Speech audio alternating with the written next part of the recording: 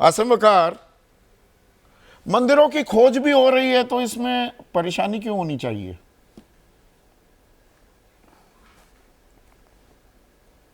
Sir बहुत शुक्रिया आपका, लगभग 40-45 मिनट बाद आपने मौका दिया। देखिए, किसी को तकलीफ ही नहीं है। एक भी आदमी अगर एक मुसलमान बोला हो कि साहब ये जो मंदिर संभल में मिला है इससे हमको तकलीफ़ है, तो बताइए मुझे। अब मैं आपसे बताऊं, हिंदुस्तान में मैं इतने अरसे से यहीं पैदा हुआ, यहीं आज इतने उम्र हो गई, हर साल दीपावली के पहले मूर्तियां बिकती हैं, मतलब मूर्तियां आ जाती हैं बाज़ारों में। लोग नई मूर्तियां लेकर जाते हैं और पुरानी मूर्तियां उनकी जगह पर नई मूर्तियां रख देते हैं। वो पुरानी मूर्तियां कहाँ जाती हैं? क्या सब संग्रहालय में जाती हैं? बदली जाती हैं, नई मूर्ति रखी जाती है, पुरानी मूर्ति हटाकर किसी नदी में या किसी कुएं में डाल दी जाती है। आपने कहा कुएं में मूर्तियां मिली, अभी गोमती नदी हो, गंगा नदी हो, यमुना नदी हो, जितनी नदियां हैं, अभी इनको अगर आप खुदाई शुरू कीजिए तो सैकड़ों की तादाद में मूर्तियां मिलेंगी, सैकड़ों की तादाद में। तो बनाइए मंदिर, कौन मना कर रहा है आपसे? आप हिंदुस्तान को ऐसे अंधकार में ढकेल रहे हैं अपने हुकूमत करने के लिए, अपने को गद्दी पे बनाए रखने के लिए, जिसकी भविष्य बड़ा खतरनाक तरीके से आप अंधकारमय कर रहे हैं। यहाँ पर जिनका आसिम भाई, क्योंकि लोगों के सवाल भी आ रहे हैं। हरकिशन सिंह हैं, करनाल वासी हैं, वो ये कह रहे हैं कि अगर मंदिर और मस्जिद की लड़ाई होनी है, ये होती दिख रही है, मंदिर मस्जिद की लड़ाई हो रही है, तो फिर वर्शिप एक्ट क्यों बनाया गया? प्लेसेस ऑफ वर्शिप एक्ट 1991 बनाया ही क्यों गया फिर? नहीं सर, उसी पे भी आ रहा हूं। हाँ। अभी उसी पे आ रहा हूं। आपने सुना होगा बुजुर्गों को कि मसल कहते हैं कि जिसकी लाठी उसकी भैंस।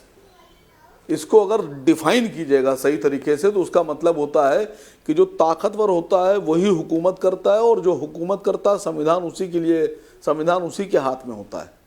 आज वो देखने में मिल रहा है, पूरे हिंदुस्तान में देखने में आ रहा है। मैं बहुत सीधी सी बात कर रहा हूं कि जब 1991 धर्मस्थल विधेयक हिंदुस्तान में है, तो ये जितने जजेस हैं, ये जो सर्वे का आर्डर दे रहे हैं, जिन्होंने कानून की शपथ ली और कानून की पढ़ाई की है, क्या उनको कानून का ये संविधान का ये आर्टिकल नहीं मालूम है? नहीं, उसमें रहता तो थोड़ा डीवाई चंद्रचूड़ भी फैला गए ना। मई 2022 में कह दिया कि उसका चरित्र पता लगाने में कोई तकलीफ नहीं होनी चाहिए किसी को, रास्ता खोल दिया था उन्होंने। नहीं, चरित्र तो हर उस आदमी का पता लगाना चाहिए जिसको किसी ओहदे पर बिठाया जा रहा है, जिससे जनता के हित और अहित जुड़े हुए हैं।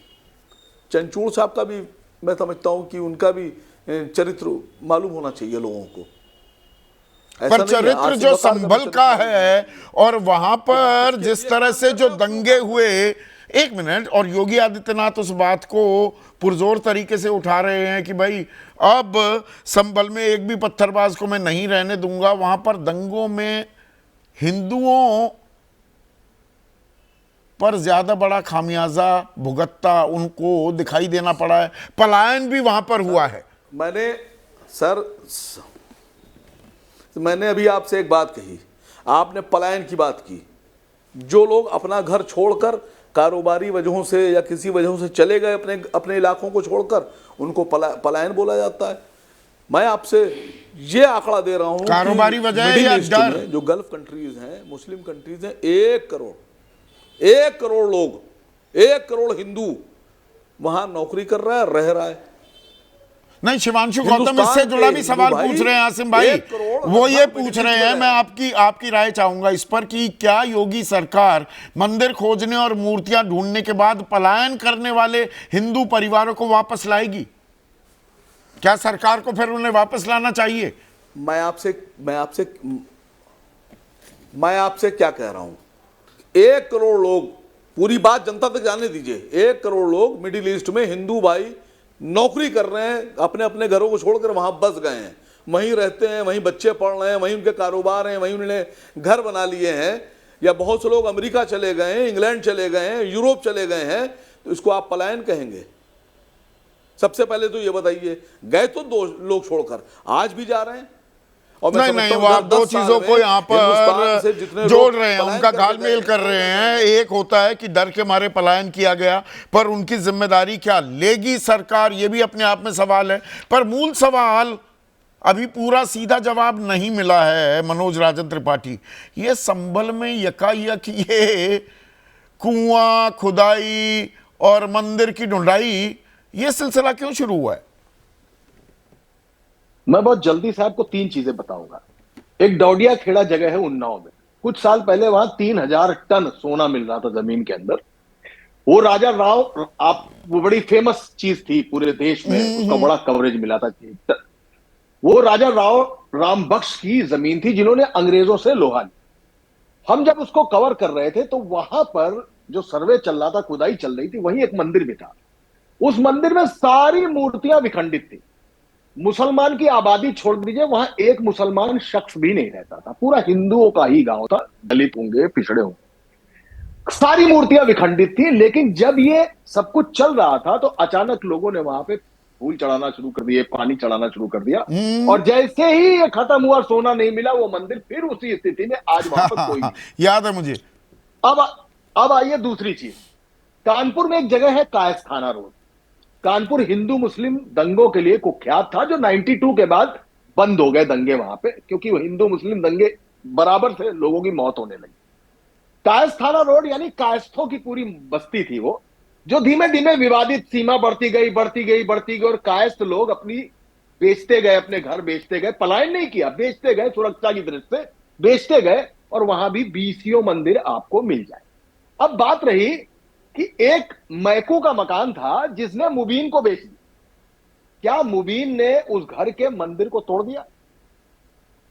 मंदिर तो वैसे ही का वैसा है। हाँ मैं संभल की बात कर रहा हूं। हाँ, मंदिर हाँ, तो वैसे ही का वैसा है, तो उसने तो मंदिर तोड़ा नहीं है। हाँ। तो मैकू का मकान, मैकू का मंदिर, मैकू ने मकान बेच दिया, लेकिन मुबीन ने उसके मंदिर को कुछ नहीं किया, वो वैसे ही है। अब ये मैकू की जिम्मेदारी है कि कब आएगा, टीका चढ़ाएगा, पानी चढ़ाएगा, कब करेगा, क्या करेगा। ये मंदिर मिला नहीं है, ये मंदिर सामने आ गया। अब आ गई, जो मंदिर कोर्ट के ऑर्डर से मिला, जो मंदिर कोर्ट के ऑर्डर से बना, वहां आप लोकसभा चुनाव में नहीं जीत पाए, और उत्तर प्रदेश में आपकी सीटें कम होती चली। अब आपके सामने संकट खड़ा हुआ कि उत्तर प्रदेश में होगा क्या। तो संभल एक प्रयोगशाला है, अयोध्या एक प्रयोगशाला है, बहराइच एक प्रयोगशाला है, ये सारी प्रयोगशाला मिलके उत्तर प्रदेश एक सुप्रीम प्रयोगशाला है, जहां पर जातियों में टूटे हिंदू को फिर से इकट्ठा करने के लिए कभी संभल पैदा होता है, कभी बहराइच पैदा होता है, कभी कुएं में मूर्ति और मिलती है, प्रशासन, कभी अब मैकू। प्रशासन का काम हो गया, कुएं ढूंढो, खुदाई करो, मंदिरों की ढूंढाई करो। सिंपल सी बात है, उत्तर प्रदेश के जरिए फिर एक बार ये मैसेज देना है कि जातियों और उनको इकट्ठा के फिर एक धर्म के पुलिंदे में बांध के ध्रुवीकरण करके 27 की जमीन तय करनी है, 27 की जमीन बनानी है। नथिंग। ये केवल उत्तर प्रदेश में सिर्फ पीपली लाइव चल रहा है, और ये पीपली लाइव सिर्फ वोटों की फसल काटने के लिए हो रहा है। पीपली लाइव चल रहा है, वोटों की फसल काटी जा रही है। राजेश भट्ट, आज मैंने आपको आखिर तक सिर्फ इसलिए रखा है, जानबूझकर भी, एडिटोरियल कमेंट आज मैं आपसे लूंगा, संपादकीय टिप्पणी आज आपके कांधों पर वो मैं जिम्मेदारी डाल रहा हूं। ये जो कुआं खुदाई, मंदिर की ढूंढाई क्या कह रही है? ये देश के लिए जो मैंने सवाल रखा है, संभल में संभल कर भाई, आगे कुआं पीछे खाई, देश के लिए क्या संदेश जा रहा है? देखिए, किसी संस्कृति की रक्षा करना, संस्कृति की खोज करना, ये भी सरकार का एक कार्य है। किसी ने आघात किया, यही ये दूसरे अर्थों 2000 में लेना ये मैं तो मकान नहीं एक मुसलमान ने खरीद लिया, मंदिर उसी का हिस्सा, उसने कोई मंदिर को हाथ भी लगाया? यही समझने की कोशिश कर रहा हूं मैं। तो इसमें उन्हें विरोध किस बात का है? किसी को कोई विरोध नहीं। किस बात ताल किस बात की ठोकी जा रही है? अगर सरकार अगर सरकार मंदिर की खुदाई कर, ये कुएं की खुदाई कराना चाह रही है, कुएं की जांच करना चाह रही है, तो इसमें विरोध किस बात का? नहीं, किस लिए, वही जानना चाह रहा हूं संस्कृति की मैं। रक्षा करना भी और तो वो सरकार इतने का कार्य लोग है मर या गए नहीं? थे, सरकारें किसकी थी उस टाइम, ये कोई जवाब नहीं दे रहा। बात का बतंगड़ बनाया जा रहा है, तिल का ताड़ किया जा रहा है। इन सब चीजों में तिल का ताड़ इसको क्यों मानते हैं? संदीप जी, आप एक बड़े पत्रकार हैं, अनुभवी पत्रकार हैं, लंबा अनुभव है आपका पत्रकारिता के क्षेत्र में, और हम आपका बड़ा सम्मान करते हैं। अगर सरकार ने ऐसी पहल ही की तो इस पे हो हल्ला की क्या बात है? अच्छा। भाई, संस्कृति की रक्षा करना, संस्कृति की खोज करना, अपने विरासत और धरोहर को संजोना, यूपी में ही ये बड़ी क्या खोज सरकार हो का रही काम है। नहीं है क्या? ये जैसे इसको भारत दूसरे एक ही- खोज धारावाहिक जो इसको- था, उसके निर्देशक श्याम बेनेगल सर, थे। आपने- अब मंदिर एक खोज, इस राजनीतिक धारावाहिक का निर्देशक कौन है? जी। थोड़ा नाम भी बता दीजिए।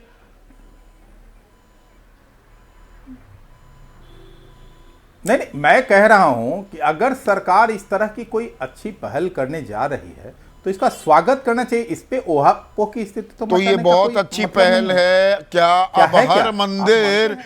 की खुदाई भी करनी पड़ेगी, मंदिरों की ढूंढाई करें हम, यही काम अब प्रशासन का रह गया है क्या? जहां कोई बवाल नहीं वहां पर भी ताल ठोकी जाएगी क्या?